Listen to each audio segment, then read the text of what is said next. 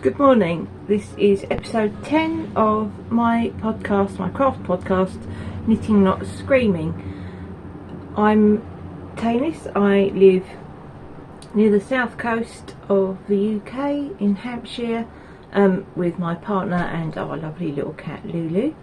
I'm also the owner of the Etsy shop Gin Poodle, where I make these, mainly 1940s style hairnets called snoods. Right at the end I'll show you some things that I've put in my shop this week, but sometimes I dot them through, but I think I'll leave them to the end in sort of podcast tradition. What do you think? Well, you can't tell me what you think, can you? So I'm going to just get on with it. Now, no, actually, because half of what I make is for my Etsy shop, and I think I'm going to have to dot it through because otherwise don't really have a lot of finished objects. It's been a while. I was going to record this yesterday. Yesterday would have been perfect because I'm in a bit of a rush today. But it rained all day, like non-stop, absolutely chucked it down. And today I thought, oh, it's going to be perfect because it's going to be beautiful weather. But where I record in my spare room, it's right where the sun is, so which I thought might be perfect, but it's actually too bright today, so I can't win. I really can't win this week. Right, let's get on with what I've made. Really, I've made the things that I finished are project bags, and these are in my Etsy shop. All my project bags are very limited edition because I use these ones actually are fabrics that I bought new. This is my bright leopard print. I'm very much influenced by this little handle. I'm very much influenced by the Barbie movie with these.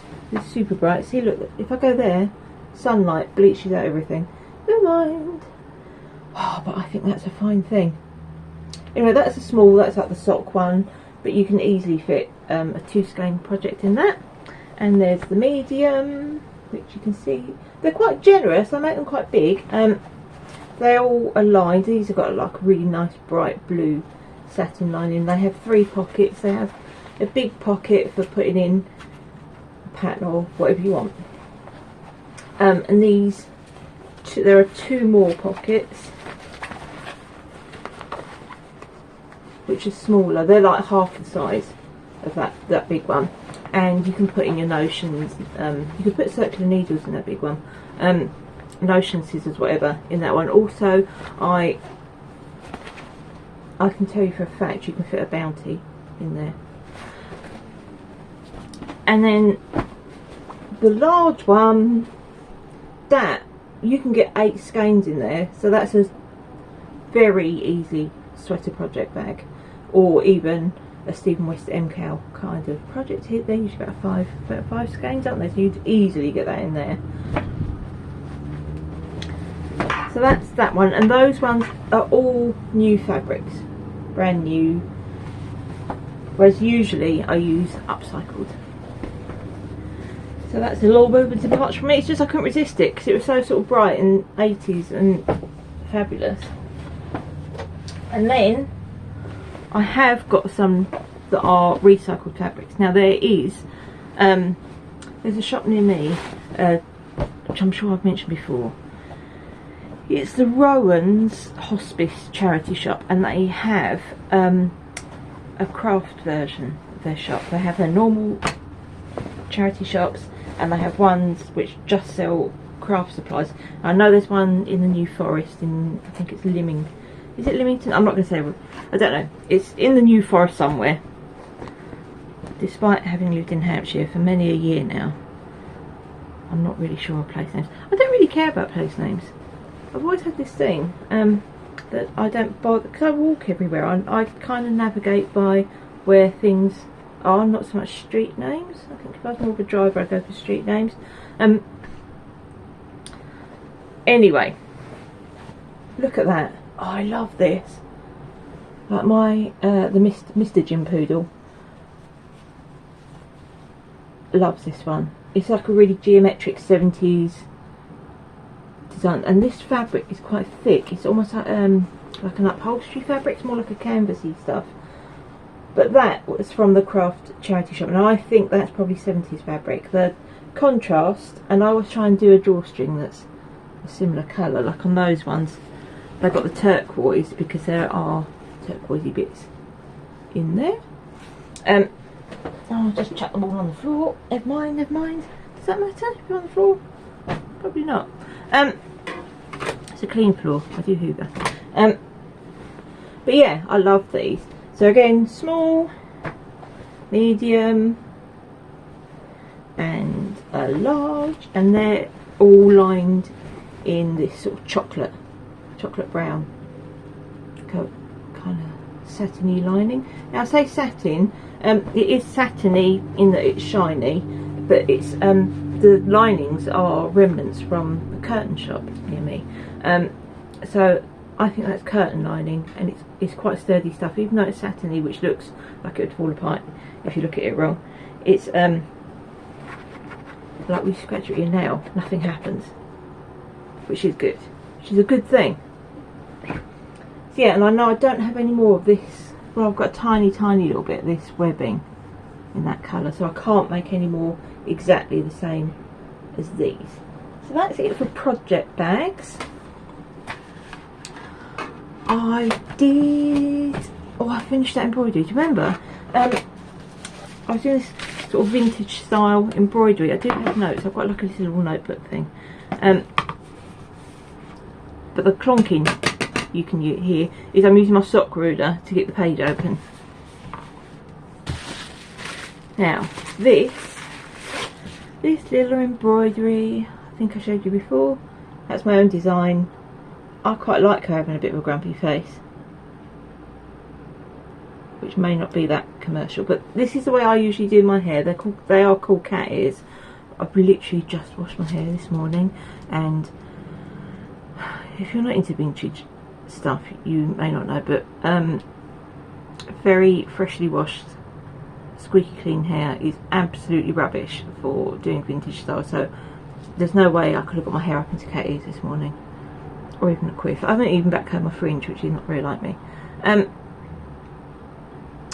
So yeah, that's all hand embroidered. I don't know how much of that you can see in the detail, but when I move her around, which I'm pretty sure you won't be able to see, her hair looks like it changes colour a bit. That's because I've blended the colours, and I've used a satin stitch, which is more shiny. So she looks, oh, you can see a little bit here. So she has actually got shiny hair. Her hair is shinier than my hair. So that's also my tip. Oh, I haven't showed you the back, because I'm really pleased with the back. It's always a thing, isn't it? How to finish off embroidery. And I saw someone online the other day in an embroidery group on Facebook who was kind of not putting down, but she wasn't massively impressed with people who put their embroidery in hoops. She thought it just meant that you didn't know any better. But I like that look, and it makes them super easy to hang, because you've got the tightening thing there. You can use that you can throw the ribbon through it, or you can use that as something to put onto a hook, and you can just sort of like lean them up against things. But anyway, I like the look of the hoop. So yeah, the back, I've backed it in felt, in this nice bright green felt, put my little label on, and then the drawstring, this is an offcut of drawstring from project bags that I've made for my shop, and I just think that it finishes it off quite nicely, because I don't really like the look of blanket stitch. Yeah, mainly because my own blanket stitch is a bit on the scrappy side, but I just don't really like it. It makes me think of primary school. It's not my thing. So yeah, put that on. I think that's finished it off quite nicely. I like that. I mean, that's almost a shame to put to the wall, isn't it? So I put it in this bubble wrap bag, only because it's not like it's, well, I mean, it is delicate, it's embroidery, but something Neil the Mister bought came in that, so I try and reuse packaging as much as possible. Because I know I've probably showed you these, but when people buy snoods from me, I use the packaging company I use is called Divinely Different, and they are poly bags, so they are plastic, but they're recycled plastic, and they're super cute. They do like really nice different prints and designs on them. And at the moment I think I've got, oh look, it's purple. This is also my packing station, like purple daisies. Well, they're white daisies, but it's a purple bag, but you know what I mean. Anyway, so I use but inside there I put the snoods inside a little bag. If someone buys like 2 or 3, I can't fit them in these, so I then wrap them in tissue paper.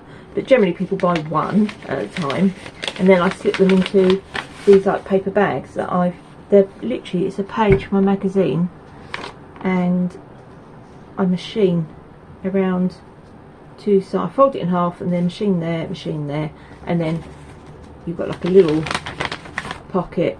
I pop the snood in there, and then I fold over the top, and then I use a sticker to hold it down. And the stickers I use will be ones that I bought from shops like the Range maybe, or Wilco's or somewhere like that, or a pound shop. But I'll usually buy the ones that are reduced, so that because I think once things are gone into the reduced section, they're pretty much destined for landfill, aren't they? So to kind of save them from that, give them a bit of a life, a bit of use, I buy them and use them for that. But I think they look quite nice.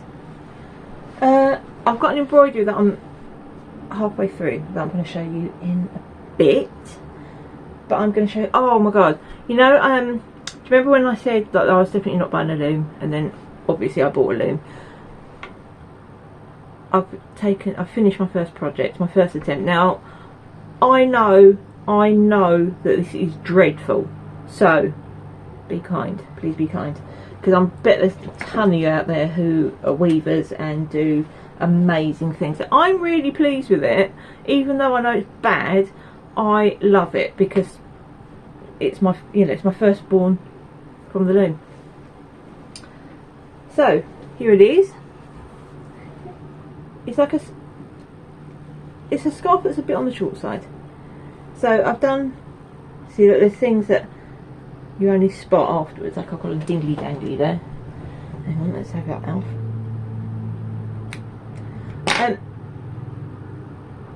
So yeah, I've done a fringe, I've done a little knotted fringe, and you can see it's can you see that it's sparkly? Look at how bad my sides are though. That's where it's bad. Oh god, that's really bad. Yeah, really bad wibbly wobbly edges, but I know what I was doing wrong now. So you gotta make, sometimes I think for me I have to make mistakes to get something right. If I get it right first time, then I'm still going to make a mistake, it's, you know, further down the line, aren't they? But then I'm going to be really hacked off because I think I've already got the skill and I haven't. So it's good for me really to have loused this up so badly on the edges. The middle's perfect. I'm really pleased with my stripes. I've done like these lovely, I told you I'm so light into Barbie core at the moment. Everything's pink. So it's, yeah, white sparkles and pink. Oh, you can barely see that. It is a very pale pink. Just using up scraps. And it does really twinkle twinkle in the sunlight. So I am going to keep that and wear it in the, you know, in the winter obviously. But when I say it's a bit on the short side, it really is. So it just about goes around my neck once, and then the ends are right there. But that'll be a good one to wear over, or like just, you know, in a coat, and it's not bulking up. You can close your coat over it and you've not got bulky loads and loads of scarf. So I'm kind of happy with it. I'm a bit happy with it. I'm happy it's done. And these wibbly wobbly edges and the problems I had were because I hadn't set up the loom properly in the first place. I hadn't understood really what I was doing. So I'd not, when I'd warped up the loom, I hadn't had my tension right, doing that, and I hadn't used, you have to kind of put these separator bits in, and I hadn't done that properly. Yeah, it was mainly my warping tension, I think, was the big problem, and also when you're going backwards, left and right with your weft, I was leaving these obviously too loose. So yeah, it's mainly tension issues, which I think is pretty understandable. I'm pretty pleased with that, I must say. I'm pretty pleased with that, and it hasn't, the fact that that's a bit of a, it hasn't put me off immediately warping up the loom for a second attempt. So that's pretty, I don't know, I think that's a pretty good thing. I think I've shown you these project bags before, I'm not going to show you these again. Apart from there, I just did. Sneak those in, eh?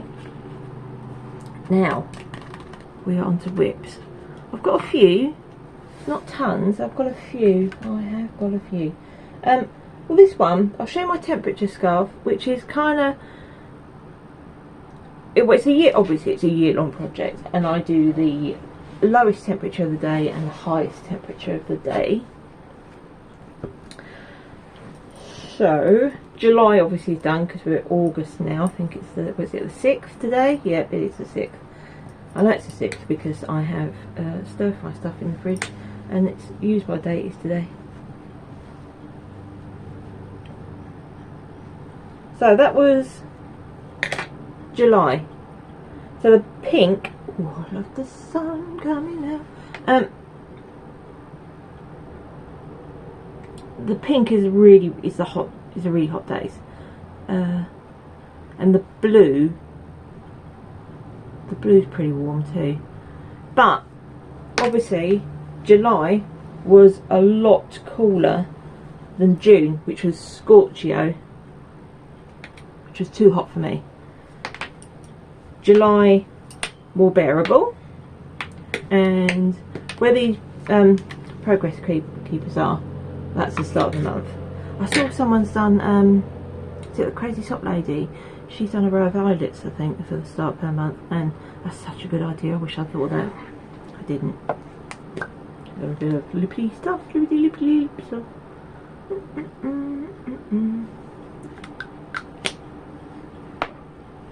Right. Yeah, so August has been bearable so far because it's been so wet that it's kept the temperatures down. But we're having, I think, quite a warm day today, but not as Scorchio, so I think the colours are going to stay pretty much the same. So I did have to buy some more yarn, definitely next year, definitely going to do another one, but I'm going to use cheaper yarn because this has cost me a fortune, because I've been using the Adriafil Mirage, and you only get like a little 50-gram ball of it, and it's like £3 something for that, which I think is quite a lot really for something like this. So I've already had to buy quite a lot more grey, and I had to buy more green, more yellow, more of the icy blue. Yeah, so I'm just pretty much nearly every colour apart from the two most Scorchio, or the three most Scorchio colours, are I've had to buy more of. So yeah, that's not turned out to be too economical. So next year I might just use like Stylecraft or something like that. Don't know. I mean, I'd rather not use acrylic. That's something like a high acrylic, because I'm kind of thinking though, because mine are really long strips, so I kind of think that I might just sort of sew mine together so that it eventually makes a blanket. I don't know, because it's super long. It's way too long to wear as a scarf, even like a Doctor Who type scarf. It's way too long. So yeah, I'm kind of thinking that maybe it'd make a really nice bed throw eventually, but then that would probably take me about 10 years. I've got 10 years, haven't I? As far as I know. Now, what's in here? I think I'm going to just grab things from the side of me and show you. And then, oh gosh, now these, my local knitter natter group is affiliated to a church, and for their harvest festival they want to have textile fruit and veg. Now everyone laughs at these. Now I'm a bit hurt because I think they're brilliant. So I said I'd make asparagus because it was the most fiddly thing, and they only want, like, they don't want like 5 people making mushrooms, so that it's just mushrooms. So yeah, there wasn't, by the time the option came around to me, there wasn't a lot left, but I deliberately left it until last. So I picked a few choices. I thought I could do like sort of blackberries, because they're beaded and I've got quite a lot of beads, or asparagus, and so I've gone for the asparagus. Now they laugh at my knitting group when I show them these because they're so wibbly wobbly, but I haven't stuffed them properly yet. I'm really pleased with those. I mean, they're quite fat. Look, you can see why they laugh. So I've done 3, and I'm on the 4th one at the moment. So I probably am only going to do 5 because, yeah, look, overboiled. I'm probably only going to do 5 because they are quite fiddly diddly, and to be frank, they're getting on my wick. So I've got limited patience for knitting asparagus, it turns out. And I thought that when you bought a bunch of asparagus, now bear in mind I eat asparagus all, you know, every week because I really love it. When it's in season. Is it in season? Well, while it's in the shops. So I eat quite a lot of asparagus, so you'd think I'd notice how many was in a bunch, and I just thought, oh, it's not that many, it's probably like 5 or 6, something like that. No, you get 10. You get 10 stalks. So I'm not going to make 10 stalks of asparagus. Now I find sometimes the ladies at my knitting group, because a lot of them are quite old, quite a bit older than me, they can be quite, like, they don't have much filter. So they laugh at them for being wibbly wobbly, which is fine. But like they all like want to critique them for not being completely accurate to what real spinach looks like. I think, hang on, you're knitting grapes out of a Stylecraft special, and each grape is like that big, and you're criticising my asparagus. So they're saying like they're too fat and they're not. Oh, you don't get much, do you? They're a bit short. So, well, they've been trimmed. So yeah. But the women that organise it are being, they're super grateful and they really like them. So that's all okay. But yeah, they've got no qualms about making barbed comments. None whatsoever. Now, in the spirit of just pulling things out, I shall show you. Look at this lovely basket. I bought this at Unravel from, I think she's called Lilliput Designs. She's from the Isle of Wight, and she makes these beautiful bags, well, bowls really. But it's got this like little loop bit on the side, a bit of driftwood, there's a handle. Oh, I really love this thing. But she doesn't put a label. She doesn't put a label on it anywhere, which I appreciate a label because I never remember things. I never remember names. So I think it's called she's called Lilliput Designs. If you're going to Unravel Autumn, she may well be there. I haven't checked. I'm not sure if I'm going to go yet or not, because if I go I just spend loads of money. I'm going to very quickly zoomy show you a couple of snoods I've made. I've restocked all my black snoods. I've got those in each size. I do 3 sizes. But I'm wearing a small one because although my hair comes down to about here, it's quite fine. So I wouldn't thin out a standard size snood. So I'll do a short one, the small one for hair that's sort of jaw length or tops your shoulders if it's fine. The medium is for like that sort of shoulder length, collarbone length hair, and the long is if your hair comes down your back to sort of your shoulder blades. So this is a large for longer hair. In black, I've got those in all 3 sizes. This little wisp is a small. Oh, that's a small, grey small. This is cotton, so it's wispy fine. It's super lightweight, and you can wear that under a hat, and it won't cause too much bulk so that your hat doesn't fit properly. Yeah, they're really good wearing under hats to just keep the, because see, sometimes you wear a hat and the hat's great, but you don't really know what to do with your hair, and you don't necessarily want it just sort of loose.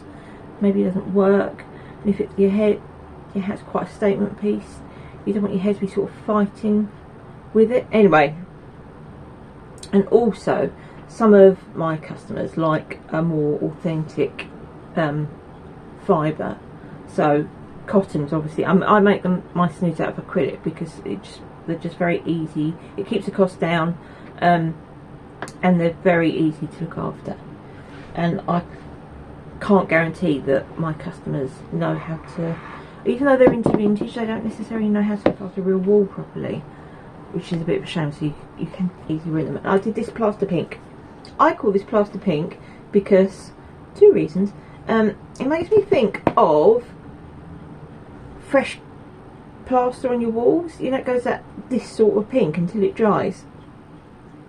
But it also makes me think very much of those fabric plasters that are always sold as flesh coloured. And seriously, if your flesh is that colour, you need more help than a plaster. No one's flesh is that colour, but it's like a sort of dusky. Sorry about that, I knocked my tablet over again. I'm always doing that, sorry. So yeah, that's like a dusky rosy pink. Sorry, that crashed. It wasn't too. Mind you, I'm going to see if I can cut that out. I'm really bad at editing, but we'll give that a go, eh? And then here's a new embroidery. This again, this is upcycled fabric. This is fabric that was in a fabric shop, not a fabric shop remnant bin. It might actually have even been in a remnant at a craft fair. Thinking about it, I think it might have been. So this is like the fabric is, look, it's a white sort of, I think it's a polycotton, but it's printed with well, it's white on white print. These are little flowers which are really, really pretty. So I'm doing another vintage lady, but I've made this one a bit more smiley. She's still got a bit of an ironic smile, but she's still smiley.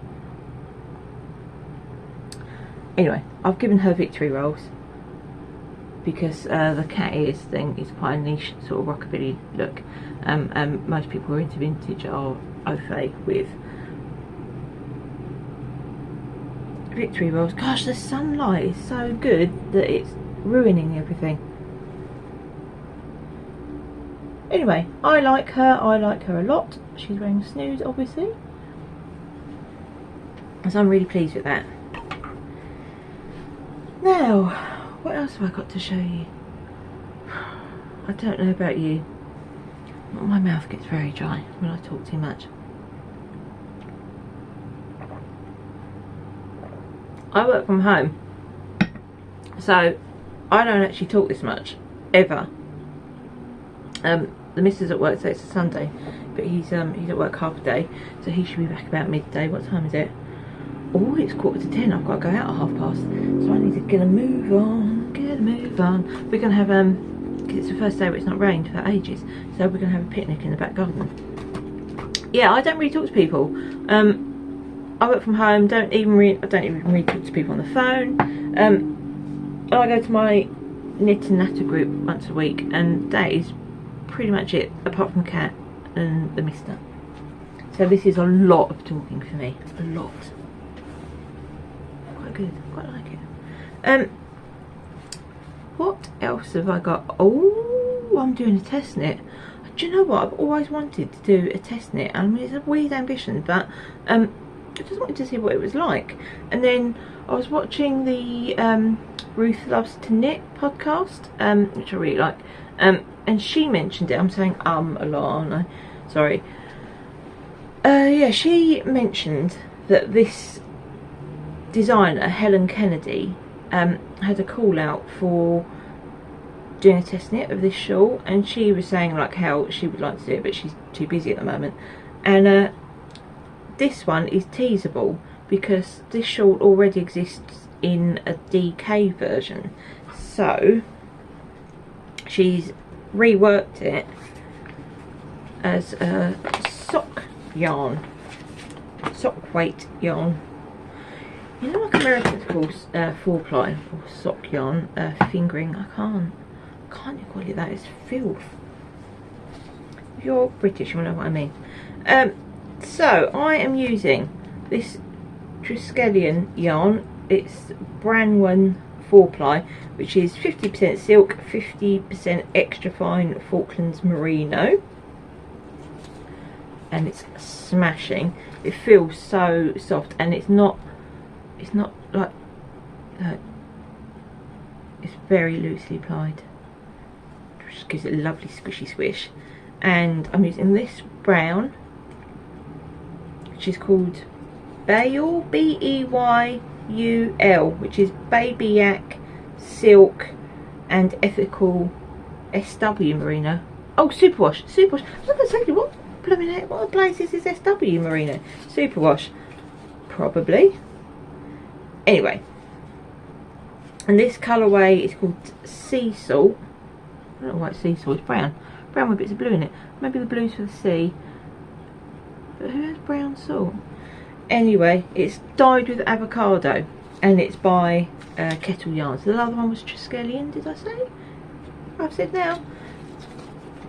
So it's a Helen Kennedy pattern. She has some really lovely patterns, and I can show you this because this shawl exists out in the open as a DK weight shawl, and she does say that this is she calls it teasable, which basically just means revealable, as far as I can tell.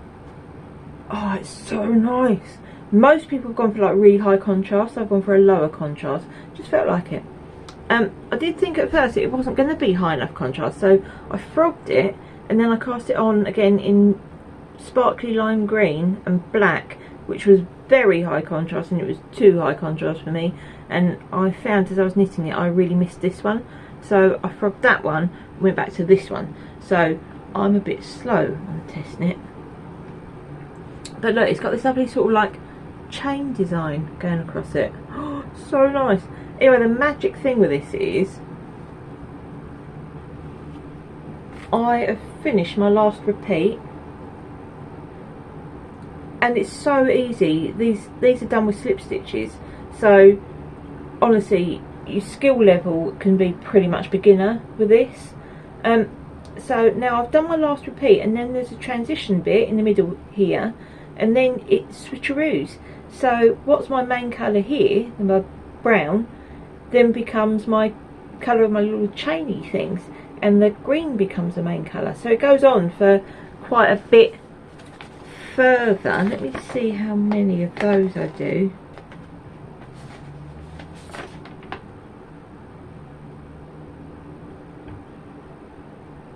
Oh, so you don't do a lot of those. Oh, see, now these you do loads.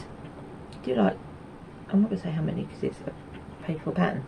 But then when you do the switcheroo, you don't do as many repeats, but then it grows pretty quickly, this shawl. So yeah, I suppose that's the old yarn management. So yeah, because you can see how much more of the brown I've used than the green, quite a lot more. So yeah, I'm really excited by that. The pattern's really good.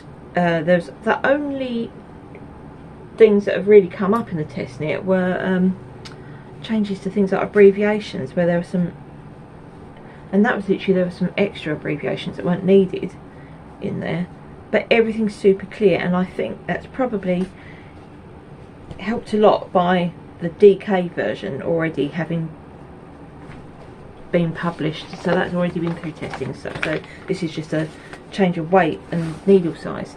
So I love that. I think I've got until September. I think I've got the rest of this month to finish it. But that should be absolutely doable, because that's going to be my project. On Sundays I don't do any work on Sundays. Well, unless, how can I explain this? My working from home day job, I can get that work at any time, day or night.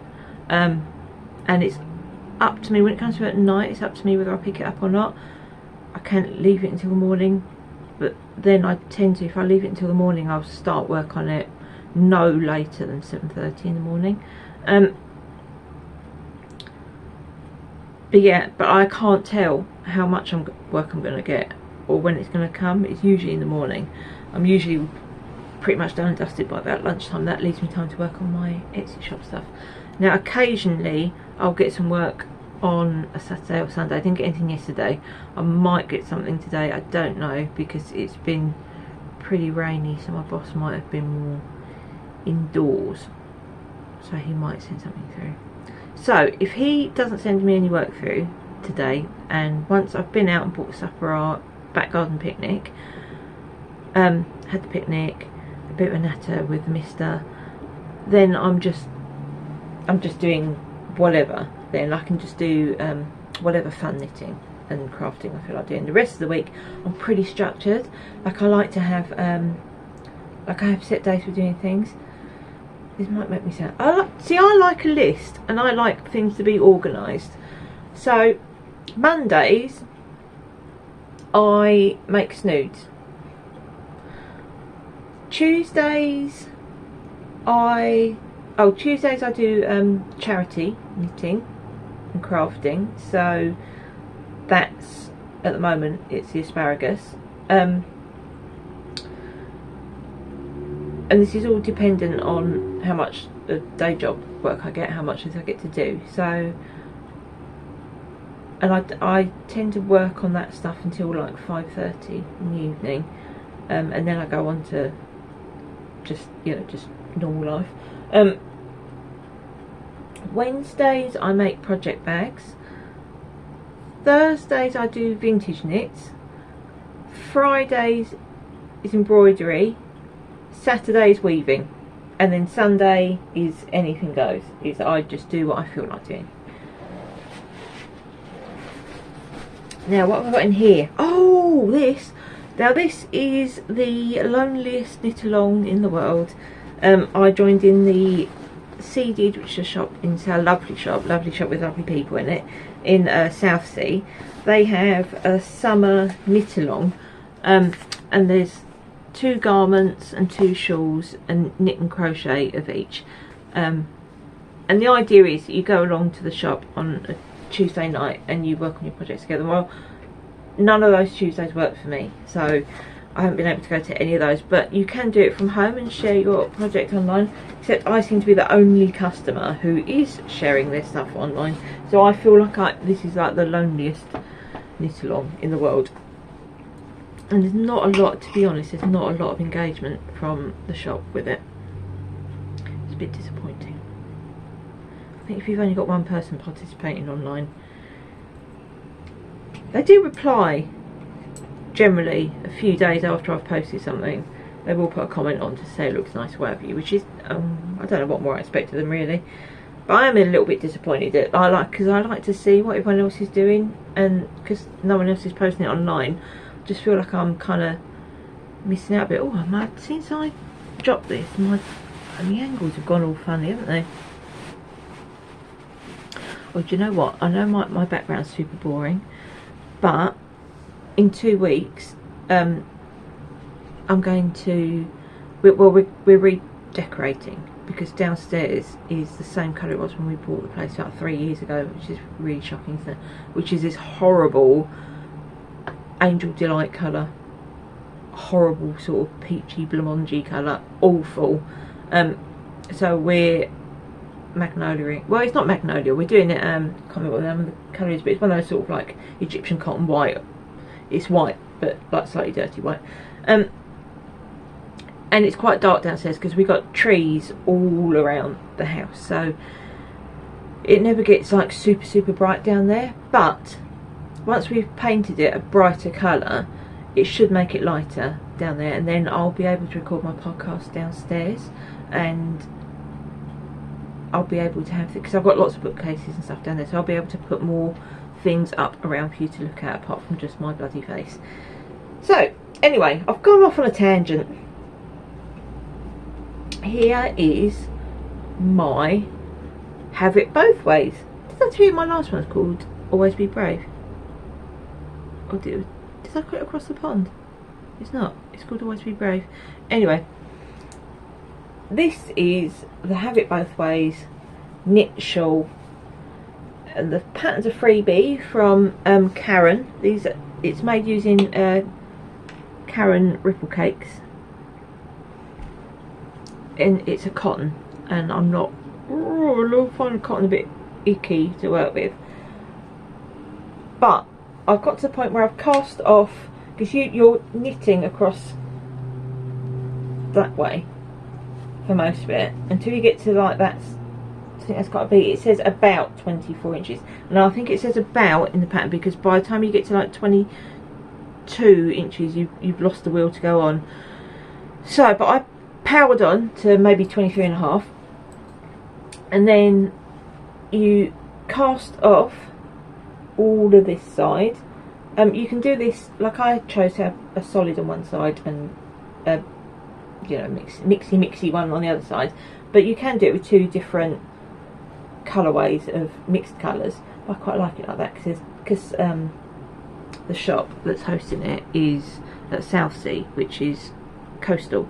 I just thought it looked more beachy. So yeah, so all I have to do now is keep going. Did I say the pattern's a freebie from it's on the Yarnspirations website, which is a Caron, Caron, yarn producer. That's their website, and it's super easy. It's like a real sort of like mindless knit, and it is quite enjoyable. I love all these sort of like ice creamy colours.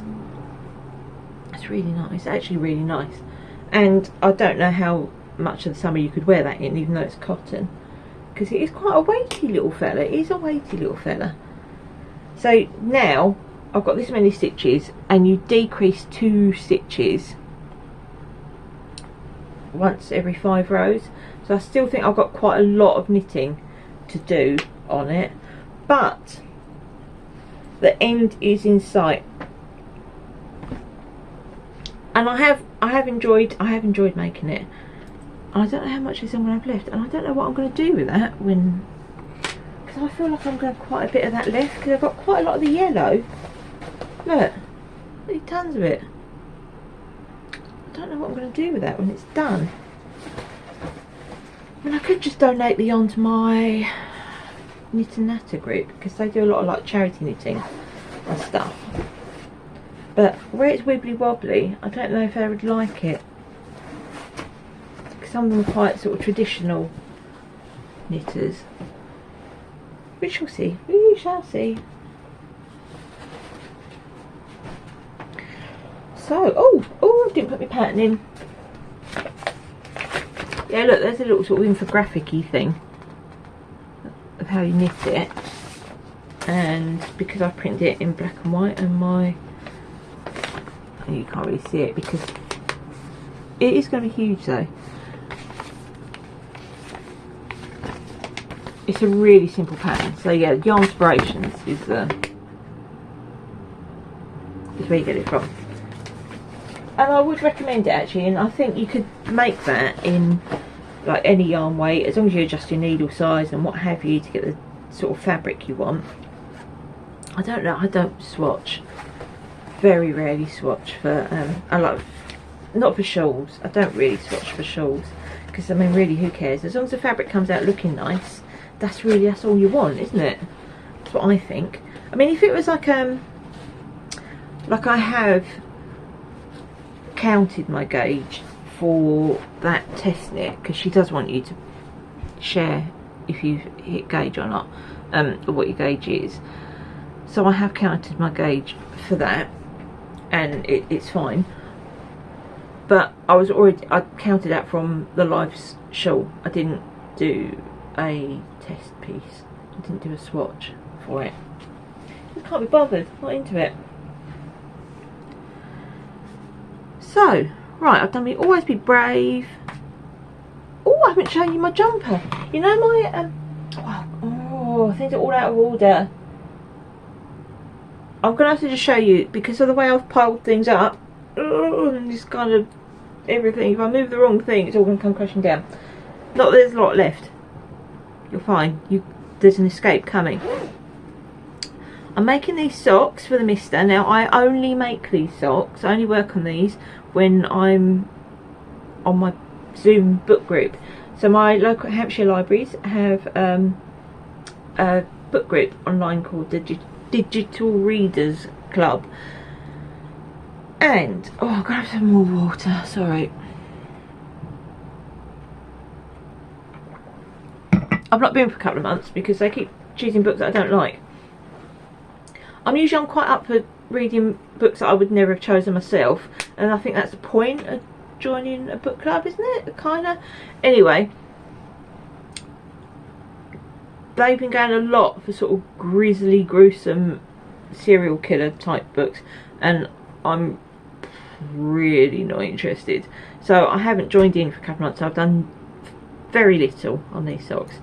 In fact, I have done some on these socks recently. These are for the mister, and these are very squishy stuff, and they don't feel like they're going to be in the least bit durable, so I'm going to give these to him as sort of slipper socks. Now all I'm doing at the moment is a big tube. It's quite nice, isn't it? It's super fluffy yarn, but it's so soft and squishy and lovely. I can't remember who it's by. Have I got the thing? Yes I have, yes I have. Look at me. It's Rico Design Super Bar Twirl, and I paid £8.50 for it.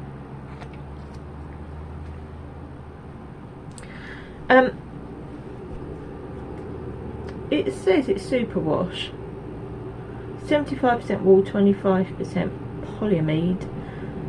So it says it would be durable. I'm not convinced. But what I'm doing with these is I'm going to do my first ever cut-in heel. Now,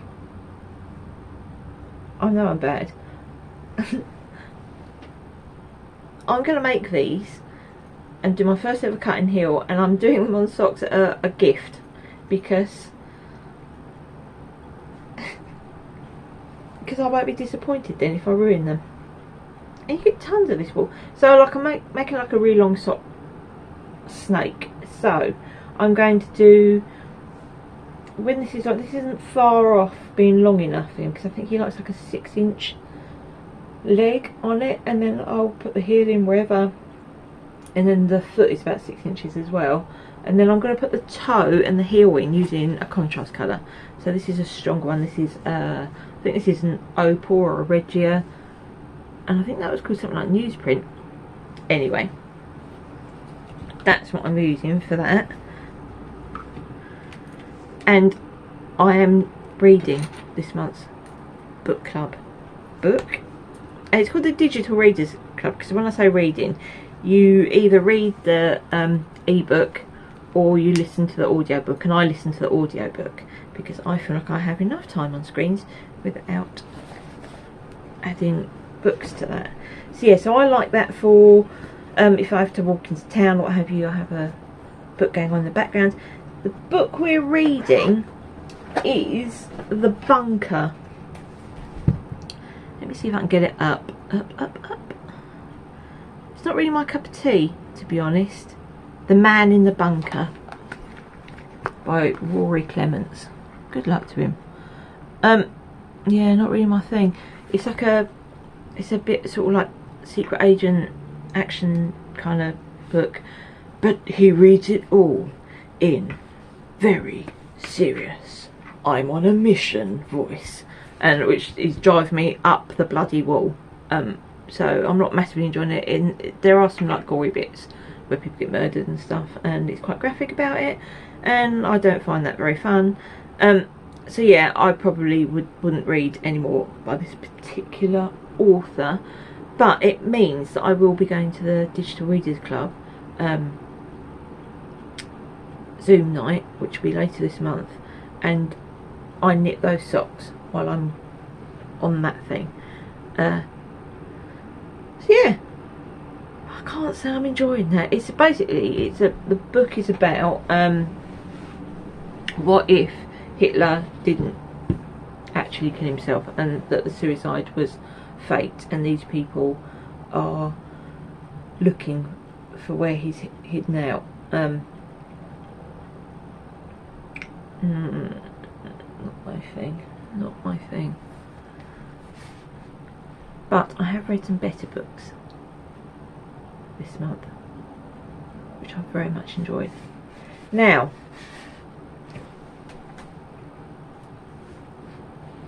when I'm talking about making socks for Mr., I've made him quite a few pairs of grey socks. He doesn't want grey socks, he wants a pair of brown socks. And I just cannot bring myself to make them. I don't know why. I keep buying brown wool to cast them on, and then I don't actually do it. So, I've bought more brown wool. There's a local shop here. It's got this really bizarre name. It's called like that Anne Louise and Thistle shop. It's up at Cow Plain. Funny thing here, I'm from Essex originally. People here, you put their emphasis on the second syllable. So so if you want to get off the bus somewhere, the bus drivers will correct you if you say it wrong. So you have to say like Cow Plain, not, I'd say Cow Plain, but no, it's Cow Plain. And I thought I lived near a road called Friendstaple Road. It's not, it's Friendstaple, things like that. Love Dean is another place nearby. Anyway, odd. Anyway, the Anne Louise and Thistle shop is in Cow Plain, and they had this really awful thing happen. They had people came into the shop, and it was women, 2 women and 3 children came in and just went on a rampage and just started stealing things, and they managed to get them out of the shop, and they called the police. But they were outside when they realised, because they said to them that you're on camera and we are calling the police, so leave. But they were so angry at being challenged that they were dumping the stuff that they'd stolen, which was all damaged, and they were trying to kick the door in. I mean, terrifying. So I'm not often up that way, but I got on the bus, went up there, and thought, well, I'm going to go and buy something. So I bought, I did need this, a bobbin box. I've got 3 bobbins in it, but look at how much potential there is. And I bought some more brown sock yarn, which, you know, one day I may cast on. But I thought these would be cool, because although now I know the Mister's not that keen on stripes, but I mean, I like knitting stripes, and these are brown, but they've got stripes of better colours. Like there's orange and peach in there, and burgundy and things, different shades of brown. Anyway, they're the Regia Pairfect, where when you get to this yellow, that's the start of the repeat for the next sock. So you start off with the, I think you start off with the yellow from the outside, and then I think there's more yellow. Look, if you look inside, oh, those are pretty colours. And then I think the next batch of yellow is from the centre pull. I don't know, I've not used it before, but I know it does work, and I know it's very popular. So because these have stripes, I think they've got a better chance of me actually casting them on. Maybe he may get his brown socks one day.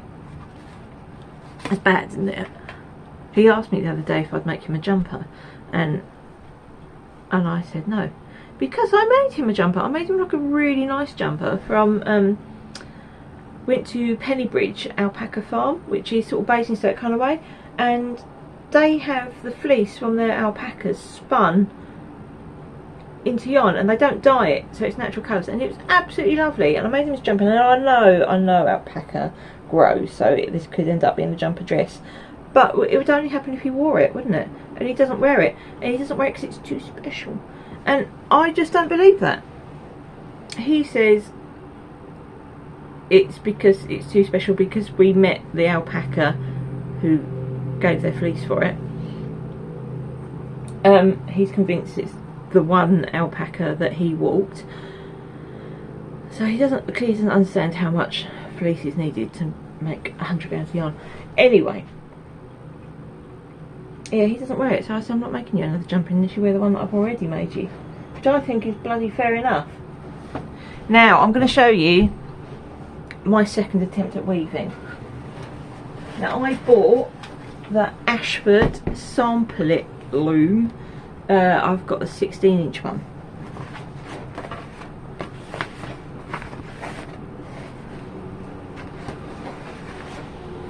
Oh, this is super awkward to show, look, on the loom. There's me yarn that I'm using. It's so awkward. Ready? Whoop. Ta-da! How chuffy and amazing does that look? Oh, I'm so pleased with that. I've got to put this down. Now, I am using 2 different yarns. I've warped it with, this is West Yorkshire Spinners, one of the Zandra Rose ones. This is Forest Bouquet or Forest Blossom. I think it's Forest Bouquet, something like that. Anyway, I bought one of each when they came out because I love Zandra Rose, massive fan. But these colours are not really my thing, and I was probably going to make socks out of them, but I was never getting around to it, so I've used that as my warp thread, and I've put 8 inches. I'm making it 8 inches wide, so it will be an actual scarf, because I tried on a scarf of mine despite the heat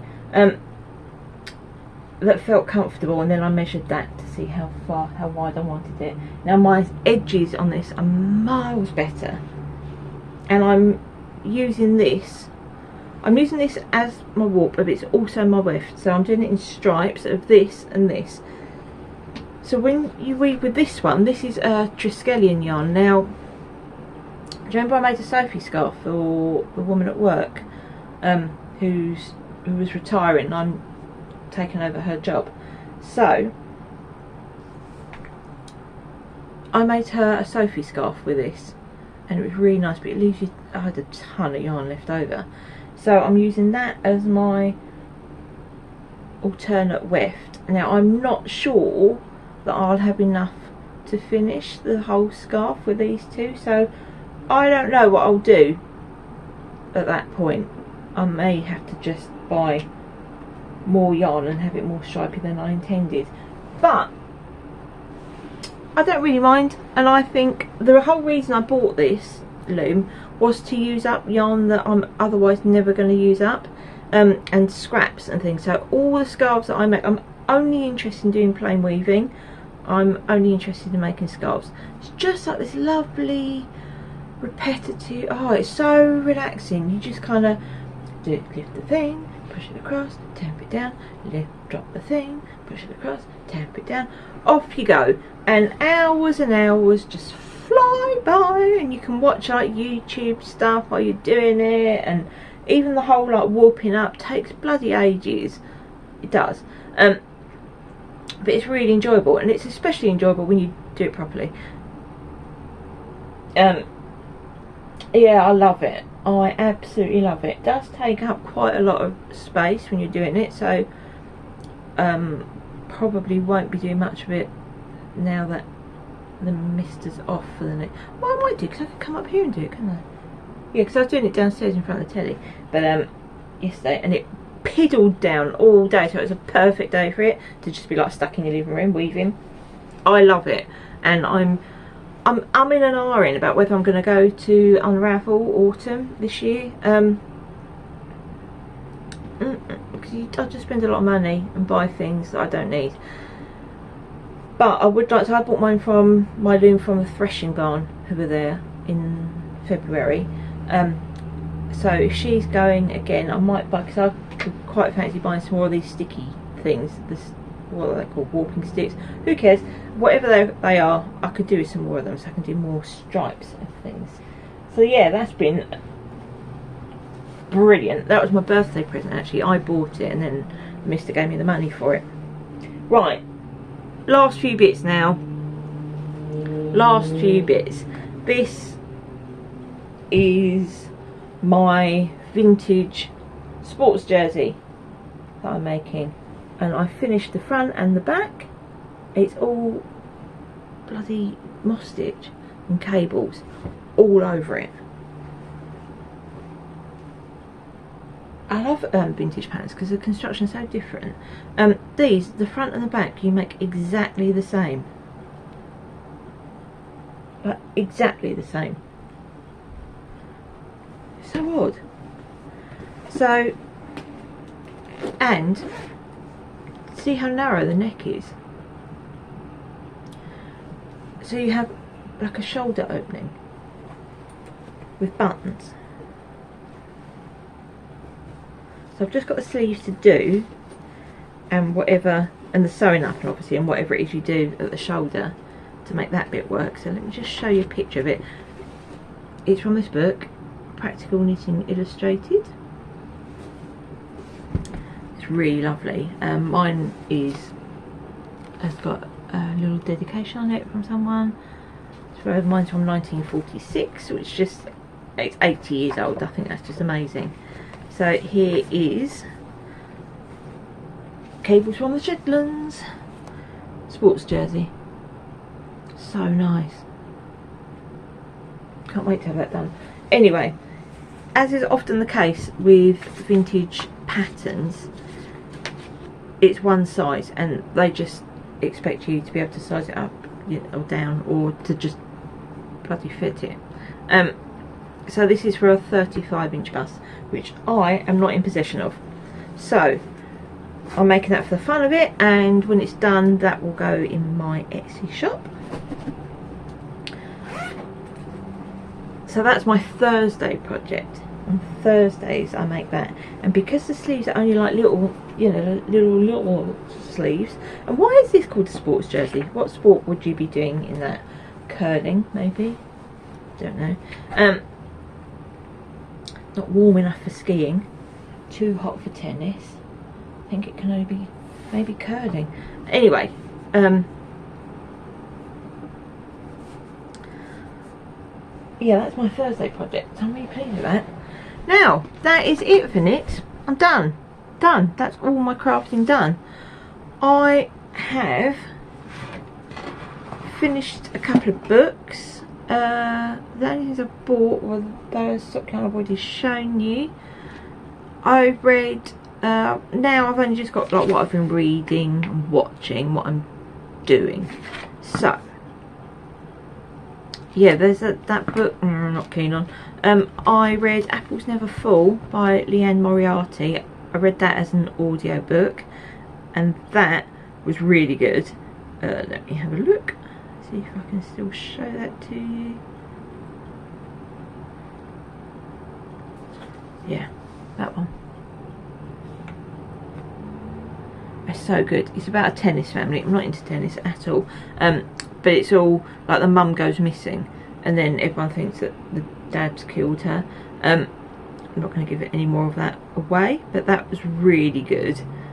It's a long listen, but really enjoyable. I don't think I've read any Liane Moriarty books before, but I'm definitely going to look out for some more now. I read this, The Road Trip by Beth, which was also, that was really good fun. I've already shown you that, you know. I read Agatha Christie, collection of short stories, Agatha Christie, The Deadly Affair. They're really good. Love Agatha Christie. I listened to Agatha Raisin, The Curious Curate. Love Agatha Raisin books, but my only problem with those is she has got such a downer on secretaries. I don't know what her problem is, but she seems to think that all the secretaries ever want to do is marry their boss. And having worked as a PA or secretary for a very long time, I can tell you that that is most certainly not the case. None of us, I've never heard of a secretary marrying her boss. It just doesn't happen. It's the girls in marketing you want to look out for. So yeah, I find sometimes she's a bit too old-fashioned and cliched, but they're such a fun read that I quite enjoy them anyway. And then I read Sheepish by Catherine Friend. Oh gosh, I so recommend this. I would never have found this if it wasn't for Louise Tilbrook, because she's doing her Summer of Books and Yarn thing again. So she does 6 prompts. I mean, you don't have to do the lot. She's super easygoing about it. You don't have to do all of them, and you can kind of, you know, adjust to fit yourself. So her first prompt was from last week, which was a book that is about sheep or yarn. Mentioned them. So yeah, I searched on my local library book borrowing app, which they use BorrowBox, and that came up, and oh, it's so good. It's about these 2 women that run a sheep farm, that they've come from not any sort of farming background whatsoever, but there's a lot about like sheep wool processing in there, and spinning and dyeing, and her relationship with the farm. And she's a writer, and it's her wife who's the farmer, but obviously you have to be involved. You can't just go like, oh, it's not really my thing. But it's such a good book. It's so much better than you think it's going to be. And there was someone else on the Everyday Knitter group who was reading the same book, and she loved it too. So that's that. Now I had a book to bring up that I'm currently reading, which I can't find. What have I done with that? No idea. But I am reading, for this week's book, I'm reading The Chocolate Lover's Diet, because this week's prompt is to read a book by an author that you've read before. Not the book that you read before. You've read books by that author. Author, not awful. Anyway, she's not awful, she's brilliant. I'm reading Carol Matthews' Chocolate Lover's Diet. I love these books. I love these sort of easy, sort of gossipy, romancy kind of, what they used to call back in the day chick lit. I love them because they're just happy and they just pull you along, and they're just pure enjoyment. Do read, you know, like I read books, all different types of books, but if I'm really honest with myself, I think that's my favourite, are those sort of easy reads. Because I read just for like entertainment, not for, you know, I'm not trying to be intellectual about it. So I think I told you before I was watching The Thing with Pam with the fantastic Renee Zellweger. That is such a good series. That is on, you can watch that on catch up on Channel 5 in the UK, and it is just, it's the best. She's so amazing, Renee Zellweger. She's incredible. She's just such a case. This woman, it's based on a true story of a woman who actually did murder her friend and then set the friend's husband up, who got prosecuted and convicted of the murder, and he was completely innocent. Oh, it's so bad. She gets a comeuppance in the end, but I'm not reading anything by telling you this because it's a true story and it's already out there. But it's such a good. She's such an awful woman. Awful. I'm very late to party with Schitt's Creek. We've got into Schitt's Creek. Oh god, I love Schitt's Creek. The only thing with Schitt's Creek is I can't really understand why people are laughing at the clothes they wear, because really I think Moira's wardrobe is pretty much my ideal wardrobe. I love Moira. I love all of them. They're just so brilliant. We quite often talk at home about who's your favourite character, and the Mr. loves Rodney, the mayor, because he's so desperately awful. I love David, as they say, David. I love Schitt's Creek. It's so funny, and we're watching like 2 episodes at a time because they're super short, super short, and we just use them as like a I don't know, just like a sort of jolly way to end the night in the day. Podcast wise, I found a new one for me, called Yarns from the South. That's a really lovely podcast to watch on YouTube. And also Stitches and Jacks. Now Stitches and Jacks has been going through a bit of a Christmas in July thing, which I'm not that into, but she's such a nice woman and she does do like really interesting things.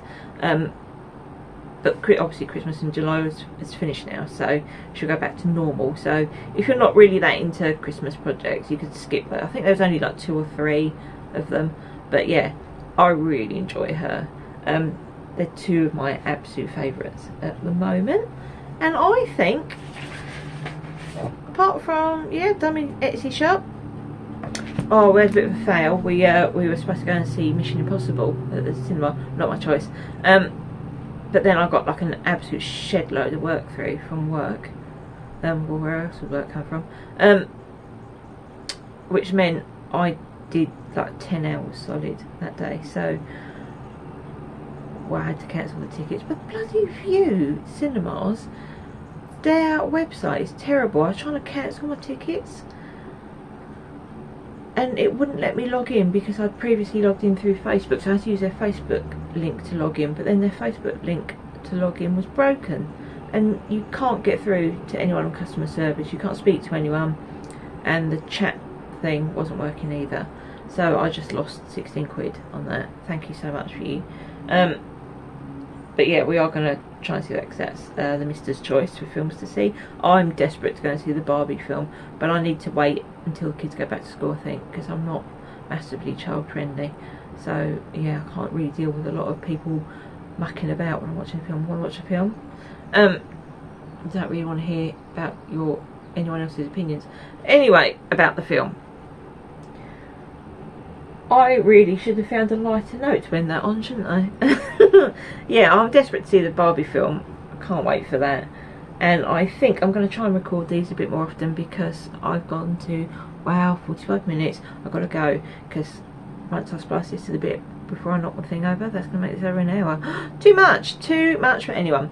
So I'm going to love you and leave you. Have a fantastic couple of weeks, and I'll see you again soon. Bye bye.